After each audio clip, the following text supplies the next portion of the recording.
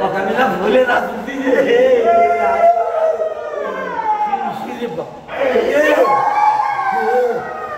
भाई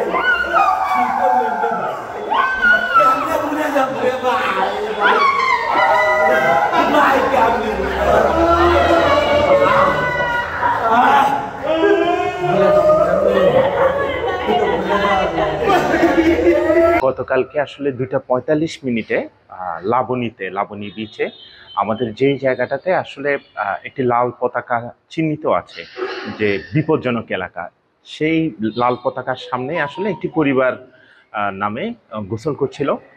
সেই সময়টাতে আসলে ভাটার টানটা শুরু হয়েছিল মাত্র, এবং পানির বেগ, স্রোতের বেগ অনেক বেশি ছিল। সেই সময়ে তিনজন একসাথে, 3 কাজিন একসাথে ভেসে যায়। 2জনকে আমাদের লাইফগার্ড, সিসেফ লাইফগার্ডরা উদ্ধার করতে সমর্থ হলেও একজনকে সে সময় খুঁজে পাওয়া যায়নি।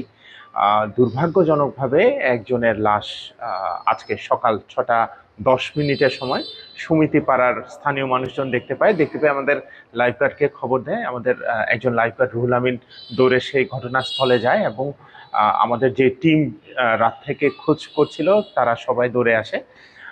আমাদের লাইফগার্ড টিম, জেলা প্রশাসনের বীজকর্মী, ফায়ার সার্ভিস সকলে ঘটনাস্থলে যায়।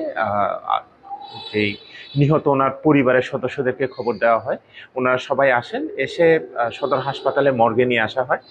প্রশাসনিক কার্যক্রম শেষ করে এখন কেন্দ্রীয় জামে মসজিদে অবস্থান করছি সবাই। এখন আসলে লাশ ধোয়ার প্রক্রিয়া চলছে।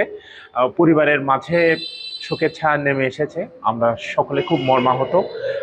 একটু অসতর্কতার কারণেই আসলে আমরা আরেকবার সাক্ষী হলাম যে আনন্দ করতে এসে একটু অসতর্কতা বশত জীবনে যে কত বড় বিপদ নেমে আসতে পারে। কালকে এক মুহূর্ত আগেও কিন্তু এই পরিবারটি অনেক আনন্দ করছিল, কিন্তু হঠাৎ করেই পরিবারের একজন সদস্য ভেসে যাওয়াতে সকলের মাঝে শোকের ছায়া নেমে এসেছে। সকলে স্তব্ধ এবং কান্নাকাটি করছেন। আমরা সবাইকেই বলবো, যারা কক্সবাজার ভ্রমণে আসছেন সকলেই নিরাপত্তা নিশ্চিত করুন, লাইফগার্ডের নির্দেশনা মেনে চলুন। যেই জায়গায় লাল পতাকা দেওয়া আছে, বিপজ্জনক এলাকা যেখানে চিহ্নিত করা আছে, দয়া করে সেসব এলাকায় নামবেন না। পানিতে নামার আগে অবশ্যই লাইফগার্ডের পরামর্শ নিন।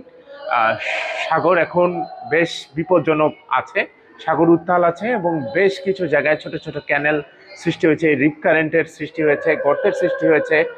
আপনারা সকলেই নিজের নিরাপত্তা নিশ্চিত করে আনন্দ ভ্রমণ করুন। আপনাদের একটি অসতর্কতার কারণে যেন সারা জীবনের কান্না না হয়, আমরা সেটি আশা করব।